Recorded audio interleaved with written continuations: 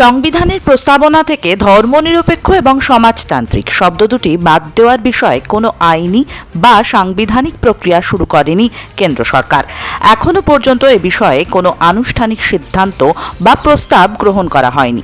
সরকারের এই অবস্থানকে অনেকেই এক ধরনের পিছু হটা বলে মনে করছে। বিজেপির একাংশ থেকে প্রস্তাবনা পরিবর্তনের দাবি ওঠার পর থেকেই বিরোধীরা অভিযোগ করেন এটি ভারতের ধর্মনিরপেক্ষ চরিত্র ও গণতন্ত্রের ওপর সরাসরি আঘাত। সংসদ থেকে আদালত এবং জনপরিসরে ব্যাপক সমালোচনার মুখে পড়ে কেন্দ্র। 1976 সালে জরুরি অবস্থার সময় হওয়া 42তম সংবিধান সংশোধনীর মাধ্যমে প্রস্তাবনায় যুক্ত হয় সমাজতান্ত্রিক ও ধর্মনিরপেক্ষ শব্দ দুটি। এখন কেন্দ্র বলছে তারা ওই সংশোধনীর বিরুদ্ধে কোনো ব্যবস্থা নিচ্ছে না।